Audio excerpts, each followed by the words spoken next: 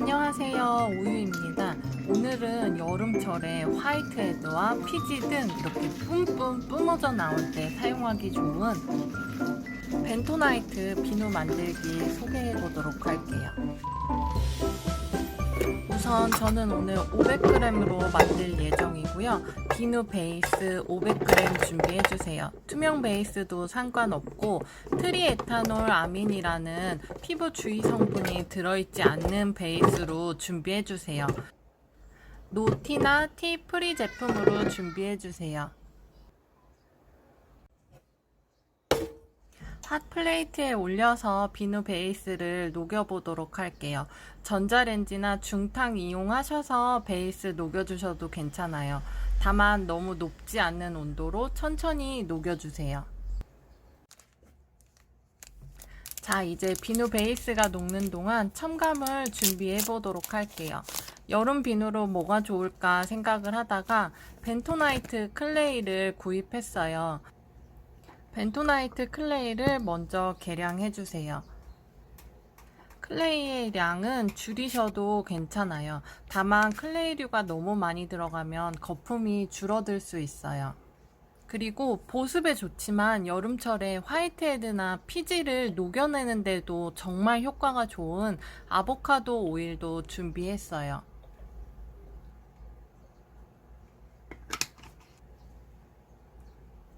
그리고 피부 진정 모든 피부 타입이 사용하기 좋은 라벤더 에센셜 오일도 넣어 주었습니다.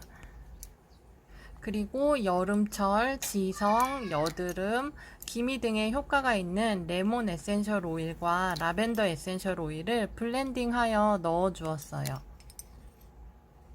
만약에 에센셜 오일을 둘 중에 하나로 대체를 하신다면 레몬 에센셜 오일을 넣어주시는 게 효과가 더 좋을 거예요. 고양이 키우는 집사님들은 벤토나이트 클레이를 다 아시죠? 벤토나이트 클레이는 흡착력이나 결합력 등이 뛰어나서 모공한 불순물이나 여분의 피지 흡착력이 굉장히 뛰어난 클레이예요. 그리고 베이스가 녹는 동안 이 첨가물들을 잘 개어서 섞어주세요. 베이스에 첨가물들을 직접 넣는 경우 분말에 뭉침이 있을 수도 있고 잘 안 섞일 수 있거든요. 그런데 이렇게 미리 첨가물들을 섞어서 준비를 해두면 섞기도 훨씬 수월하고 그리고 분말류가 뭉침 없이 비누 베이스에 잘 녹아들 수 있어요. 그래서 이 첨가물들을 골고루 잘 섞어주세요. 가끔씩 글리세린에 개어도 되냐고 여쭤보시는 이웃님들 계신데요. 글리세린 사용하셔도 되고요. 대신 저는 식물성 오일을 효과에 맞게 사용하는 걸 더 좋아해요. 그리고 요즘 같은 여름철에는 글리세린을 따로 넣지 않아도 비누 베이스 속에 있는 글리세린들이 습도가 높아지면 뿜어져 나오거든요. 그래서 저는 글리세린보다 주로 오일을 이용해서 개어주고 있어요. 비누 베이스가 다 녹았으면 이제 첨가물들을 넣어 보도록 할게요. 미리 섞어둔 첨가물을 비누 베이스에 넣어주세요. 클레이류는 비교적 다른 분말들에 비해서 잘 풀리는 종류거든요. 소중한 재료들 한 톨도 남김없이 싹싹 긁어서 넣어주었습니다.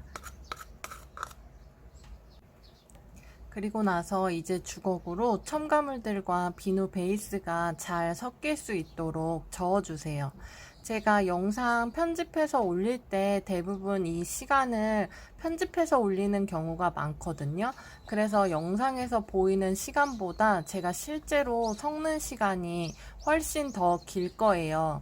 근데 간혹 가다가 이 섞는 시간을 줄여서 짧게 대충 섞어 주시면은 나중에 비누가 굳은 후에 오일들이나 첨가물들이 다시 비누 표면에 이렇게 몽글몽글 맺히는 경우가 있어요.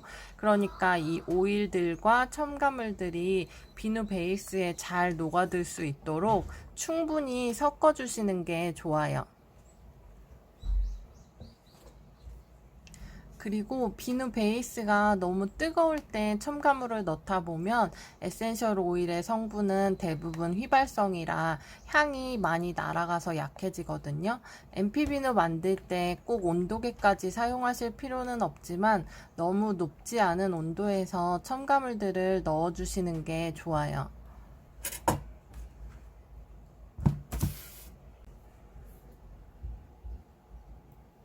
저는 500g 몰드에 비누액을 부어 주었습니다.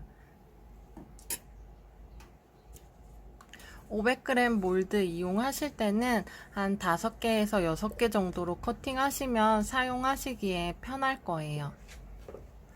그리고 표면에 생긴 거품은 소독용 에탄올을 뿌려서 거품을 없애 주었습니다.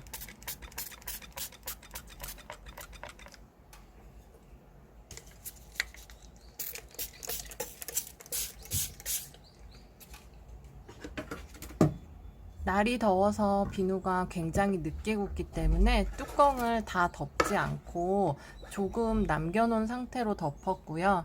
심플하지만 어떻게 모양을 내볼까 생각을 하다가 오늘은 몰드를 기울여서 굳혀보도록 할게요.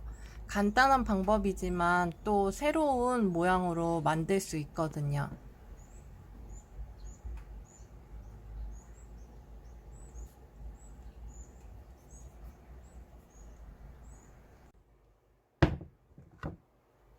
여름철이라 비누가 굳는데 시간이 굉장히 오래 걸려요. 1시간도 더 넘게 걸리고 저는 비누 표면이 좀 단단하게 굳었을 때 냉장실에도 잠깐 넣어두었었어요. 단단히 굳은 비누를 몰드에서 빼주었습니다. 그리고 비누를 사용하기 좋은 크기로 커팅을 했어요. 사실 저는 이 시간이 가장 재밌는 시간이고 즐거운 시간이에요.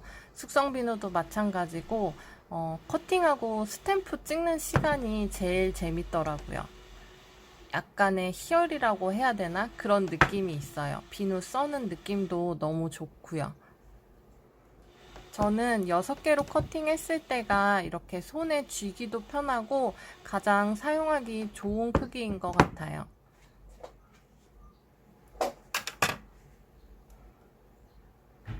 심플하지만 또 평범하지 않은 비누가 완성되었습니다. MP 비누에 스탬프를 찍어줄 때는 대부분 금펄이나 음펄을 묻혀서 찍어주는 게 편하고 예쁘게 나올 텐데 저는 좀 반짝거리는 느낌보다 그냥 이 스탬프 자체의 느낌을 좋아해서 랩을 깔고 그 다음 도장을 찍어 주었어요. 네, 제가 사용한 도장은 제작한 도장인데 글씨체가 얇게 제작이 되어서 잘 찍히는 편이고요. MP 비누는 두껍게 제작한 스탬프는 잘 안 찍힐 거예요.